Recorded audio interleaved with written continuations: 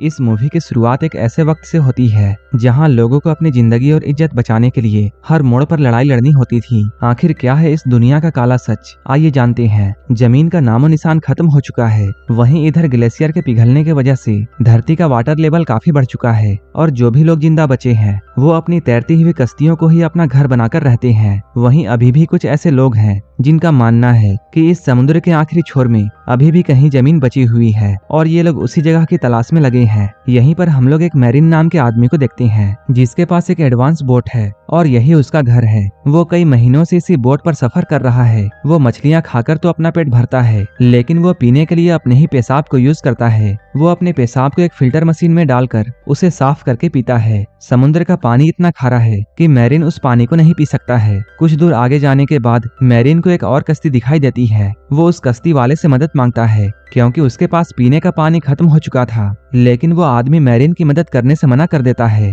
Marine उसे समुद्र के नियम के बारे में बताता है। वो कहता है जब भी समुद्र में दो लोग मिलते हैं वो लोग सामान की अदला बदली करते हैं, लेकिन इसके बाद भी वो आदमी मैरिन की मदद करने से मना कर देता है और यहाँ से जाने लगता है। असल में इस आदमी ने मैरिन की कश्ती से कुछ फल चुराए होते हैं, इसलिए वो मैरिन की कश्ती में फिर से आना नहीं चाहता था। जब वो आदमी मैरिन की पहुंच से काफी दूर चला जाता है तब वो मैरिन को उसके फल दिखाता है, जिन फलों को उसने मैरिन की कश्ती पर जाकर चुपके से चोरी किए थे। अभी इन फलों की कीमत बहुत ज्यादा थी क्योंकि खारे पानी के समुद्र में फल को उगाना काफी मुश्किल था। इसलिए उस आदमी पर मैरिन को बहुत गुस्सा आता है और वो उस आदमी के बोट का पीछा करने लगता है और उसके पास जाकर उसके बोट को टक्कर मारकर डिस्ट्रॉय कर देता है। तभी यहाँ पर समुद्री लुटेरे आ जाते हैं। लुटेरों को देखकर मैरिन यहाँ से भाग जाता है, लेकिन वो लुटेरे इस आदमी को पकड़ लेते हैं और उसके सारे सामान को लूट लेते हैं। थोड़ा आगे जाने के बाद मैरिन को तैरती हुई एक बस्ती दिखाई देती है। वो इस बस्ती में जाकर उन लोगों को अपना सामान बेचने की कोशिश करता है, लेकिन मैरिन के पास जो भी कुछ सामान था वो उन लोगों के काम का नहीं था, इसलिए वो लोग मैरिन के सामान को नहीं खरीदते हैं। लेकिन जैसे ही मैरिन मिट्टी से भरा हुआ एक थैला दिखाता है वो लोग उसे अपनी बस्ती में आने का परमिशन देते हैं, क्योंकि इस वक्त मिट्टी की कीमत बहुत ज्यादा थी और मैरिन के पास मिट्टी था। उसी की वजह से मैरिन ने कुछ फल उगाए थे। सभी के सभी तरफ पानी होने की वजह से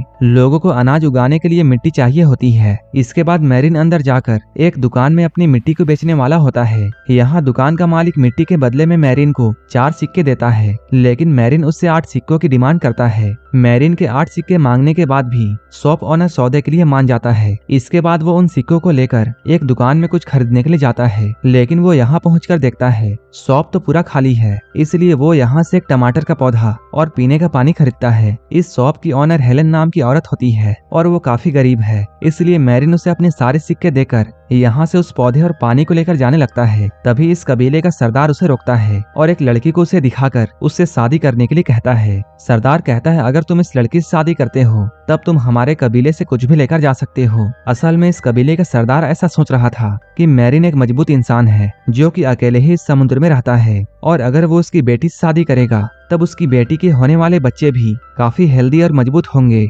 लेकिन मैरिन उसकी बेटी से शादी करने से इनकार कर देता है और यहाँ से जाने लगता है। मैरिन के इस हरकत से कबीले के सरदार को बहुत गुस्सा आता है और वो अपने आदमियों को मैरिन को पकड़ने का हुक्म देता है। जैसे ही उसके आदमी मैरिन को पकड़ते हैं तभी उनमें से एक आदमी मैरिन के कान के पीछे बने हुए निशान को देखता है। ऐसा निशान तो सिर्फ जल परियों के कान के पीछे हुआ करता है। इसके बाद वो चिल्लाकर ये बताता है कि मैरिन को इंसान नहीं है, लेकिन तभी मैरिन पानी में छलांग लगाता है।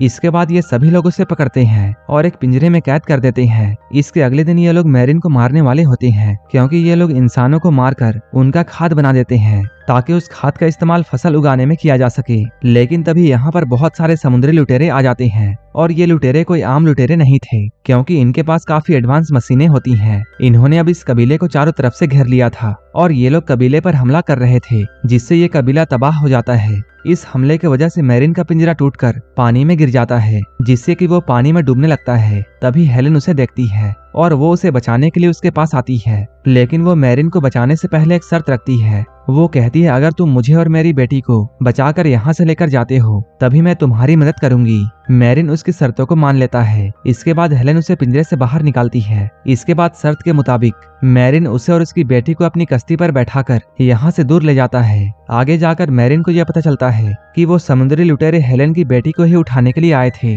क्योंकि हेलन की बेटी के पीठ पर उसी आइलैंड का नक्शा बना हुआ है जहां ये लोग जमीन होने की बात कहा करते हैं और सभी के सभी लोग उस नक्शे को पाना चाहते हैं। यहीं पर हम लोग ये जानते हैं कि मैरिन एक जल परी नस्ल का ही आदमी है। वो पानी के बाहर के साथ साथ पानी के अंदर भी सांस ले सकता है। मैरिन यहाँ हेलन से कहता है तुम या तुम्हारी बेटी में से एक ही जिंदा रह सकते हैं क्योंकि हमारे पास पीने का पानी बहुत कम है। हेलन ये सुनकर बहुत डर जाती है। इसके बाद वो किसी तरह मैरिन को मनाती है। वहीं दूसरी ओर हम लोग लुटेरों के सरदार को देखते हैं जो कि अपने आदमियों से ये कह रहा था कि मुझे हर हाल में वो बच्ची चाहिए जिसके पीठ में जमीन का नक्शा है। अब सरदार के लोग प्लेन से इन लोगों की तलाश कर रहे थे। देखते ही देखते वो लोग मैरिन के कश्ती के ऊपर हमला कर देते हैं। मैरिन हथियार लेने के लिए अपने बोट के निचले वाले हिस्से पर जाता है, लेकिन हेलन को ऐसा लगता है कि मैरिन डरकर नीचे भाग गया है। इसके बाद वो मैरिन के कश्ती पर लगे हुए मछली पकड़ने के हथियार से उन लोगों पर हमला करती है। हेलन जो तीर फेंक कर मारती है वो तीर उनके प्लेन के आर पार हो जाती है, जिससे उनका प्लेन बोट के चारों तरफ घूमने लगता है। तभी मैरिन निचले वाले हिस्से से बाहर आता है और वो जल्दी से अपने हथियार के रस्सी को काट देता है। इसके बाद वो लोग अपना प्लेन लेकर यहाँ से जाते हैं। इस बात पर मैरिन को हेलन पर बहुत गुस्सा आता है कि उसने उसका मछली पकड़ने का हथियार बर्बाद कर दिया। इसलिए वो गुस्से में आकर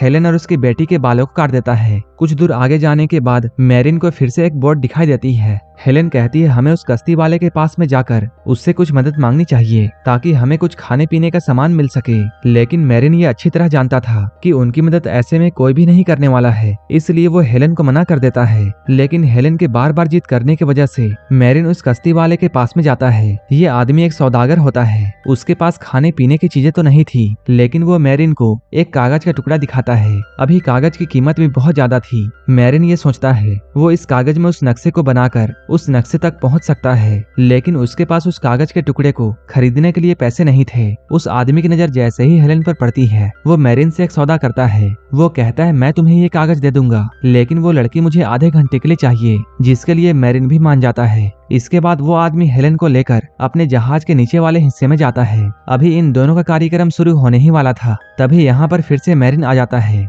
मैरिन कहता है तुम्हारा टाइम खत्म हो चुका है। उस आदमी को मैरिन के इस बात से बहुत गुस्सा आता है और वो एक चाकू निकालकर मैरिन को मारने के लिए आता है। मैरिन काफी ताकतवर था, इसलिए वो कुछ ही मिनटों में उस आदमी को मार देता है। इधर हेलन और उसकी बेटी को बहुत भूख लगी हुई थी क्योंकि उन्होंने कुछ भी सुबह से नहीं खाया था। इसके बाद मैरिन मछली पकड़ने के लिए समुद्र में जाता है और एक बहुत ही बड़ी मछली को पकड़कर इन लोगों के सामने लाता है। अब ये तीनों उस मछली को पकाकर खाने लगते हैं। कुछ देर के बाद हम लोग ये देखते हैं मैरिन हेलेना की बेटी को तैरना सिखा रहा है। हालांकि मैरिन को ये दोनों पसंद नहीं थे, लेकिन साथ रहते हुए अब मैरिन को भी इन लोगों के साथ में अच्छा लग रहा था। कुछ दूर जाकर इन दोनों को फिर से एक बोट दिखाई देती है। जब हेलन उस बोट को दूरबीन से देखती है तब उसे ये पता चलता है वो बोट तो समुद्री लुटेरों का है जो कि उसकी ही बेटी को पकड़ने के लिए यहाँ आ रहे हैं। तभी मैरिन को यहाँ पर एक राज की बात पता चलती है कि वो बच्ची हेलन की बेटी नहीं है, क्योंकि वो तो सालों पहले हेलन को पानी में तैरती हुई मिली थी। इस बात को लेकर मैरिन उस पर बहुत गुस्सा करता है। वो कहता है तुमने मुझे अब तक ये बात क्यों नहीं बताई। इसके साथ साथ वो उससे पूछता है इस बच्ची के पीठ में जो नक्शा बना हुआ है क्या वो सच में कोई आइलैंड का नक्शा है या ये भी एक झूठी बात है। हेलन कहती है जब ये बच्ची मुझे मिली थी तब इसके हाथ में मिट्टी थी, जो कि ये सबूत है कि ये बच्ची जहाँ से आई है वहाँ पर जमीन है। अब यहाँ पर समुद्री लुटेरे भी पहुँच चुके हैं और उन लोगों ने इनकी बोट को घेर लिया है। सरदार यहाँ आकर इन लोगों से उस बच्ची के बारे में पूछता है, लेकिन इन लोगों ने उस बच्ची को एक जगह पर छुपा दिया था। जब ये लोग सरदार को कुछ नहीं बताते हैं तब सरदार अपने आदमियों से इन दोनों को मारने के लिए कहता है। इन दोनों को मारने वाली बात को सुनकर वो बच्ची खुद ही बाहर निकल जाती है। इसके बाद सरदार उस बच्ची को अपने कब्जे में लेता है। उस बच्ची के मिलने के बाद भी सरदार अपने आदमियों से उन दोनों को मारने के लिए कहता है। सरदार के इस बात को सुनते ही वो दोनों अपनी जान बचाने के लिए पानी में कूद जाते हैं। मैरिन तो एक जल परी जीव था, इसलिए वो पानी के अंदर भी आसानी से सांस ले सकता था, लेकिन हेलन तो एक इंसान थी जो कि पानी के अंदर सांस नहीं ले सकती है। अब पानी के अंदर उसे जिंदा रखने के लिए मैरिन उसे अपनी सांसें देता है। कुछ देर के बाद जब ये लोग बाहर आते हैं तब ये लोग देखते हैं लुटेरे यहाँ से जा चुके हैं, लेकिन उन्होंने इनकी बोट को बर्बाद कर दिया है। मैरिन यहाँ पर अपनी टूटी हुई कश्ती में कुछ सामान ढूंढ रहा था, तभी उसे यहाँ पर एक नक्शा मिलता है। इस नक्शे को उस बच्ची ने ही बनाया था। वो नक्शा एक आइलैंड का होता है जो कि काफी हरा भरा था। इस ड्राइंग को देखकर मैरिन को यकीन आ जाता है कि वो बच्ची जहाँ से आई है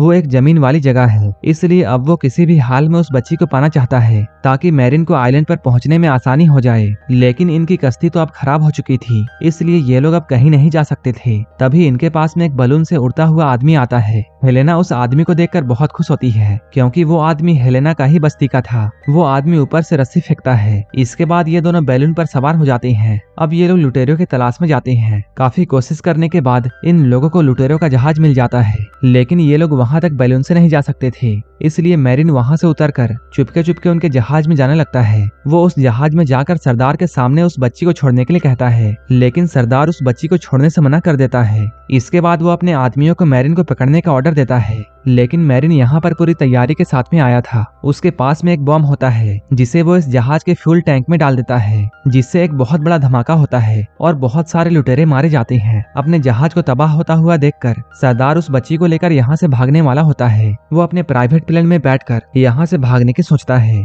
लेकिन जैसे ही उसका प्लेन उड़ने वाला होता है, तभी मैरिन एक हुक फेंक कर इस जहाज में एक रस्सी फंसाता है, जिससे उसका प्लेन भी बर्बाद हो जाता है। मैरिन उस बच्ची को जहाज से बाहर निकालता है। इधर हेलेन भी उस आदमी को लेकर यहाँ पहुंच जाती है। ये लोग ऊपर से रस्सी फेंकते हैं। इसके बाद मैरिन उस बच्ची को लेकर उस रस्सी को पकड़कर बैलून पर चढ़ता है, लेकिन लुटेरों का सरदार अभी तक जिंदा था और वो इनके बैलून की तरफ फायरिंग करता है। तभी वो बच्ची अचानक से पानी में गिर जाती है। सरदार अपने दो आदमियों को इशारा करता है। इसके बाद वो लोग उस बच्ची को पकड़ने के लिए उसके पास में आते हैं, लेकिन तभी मैरिन अपने कमर में रस्सी बांधकर नीचे कूदकर उस बच्ची को उठाता है। मैरिन जैसे ही उस बच्ची को लेकर ऊपर उठता है, सरदार का बोट उन आदमियों के बोट से टकरा जाता है और वो तीनों ही यहाँ पर मारे जाते हैं। उस बच्ची के पीठ में जो नक्शा बना हुआ था, ये बैलून वाला बूढ़ा आदमी उस नक्शे को पढ़ सकता था। इसके बाद ये लोग बैलून में बैठकर इस जगह तक आसानी से पहुंच जाते हैं। यहाँ पहुंचकर ये लोग देखते हैं ये आइलैंड तो बहुत सुंदर है। उस आइलैंड पर एक झोपड़ी भी बनी हुई है। उस झोपड़ी के अंदर जाने के बाद ये लोग देखते हैं यहाँ पर दो कंकाल पड़े हुए हैं और ये कंकाल किसी और के नहीं बल्कि इस बच्ची के माता पिता के हैं। यहाँ पर वो औजार भी रखे हुए होते हैं, जिन औजारों का इस्तेमाल करके इस बच्ची के पीठ में नक्शा बनाया गया था। असल में इस बच्ची के माता पिता ने इस आइलैंड का नक्शा इस बच्ची के पीठ में इसलिए बनाया था ताकि बाहर के लोग ये जान सके कि अभी भी कहीं ऐसी जगह है जहाँ पर जमीन है और इंसान आसानी से रह सकते हैं। मैरिन यहाँ पर इन दोनों को पहुंचाकर अपने काम को पूरा कर देता है। इसके बाद वो इन दोनों को अलविदा बोलकर यहाँ से जाता है, क्योंकि वो एक जलपरी नस्ल का इंसान है, इसलिए उसे पानी में ही रहना अच्छा लगता है। इसके बाद वो यहाँ से जाने लगता है और इसी सीन के साथ ये मूवी यहीं पर खत्म हो जाती है। ऐसे ही मूवीज के लिए आप हमें टेलीग्राम और इंस्टाग्राम पर फॉलो कर सकते हैं, जिसका लिंक डिस्क्रिप्शन में दिया हुआ है। अगर मूवी अच्छी लगी हो तो एक लाइक जरूर कर देना और ऐसे ही मूवीज के लिए आप हमारे चैनल को जरूर सब्सक्राइब कर लेना। तो मिलते हैं हमारे नेक्स्ट वीडियो में।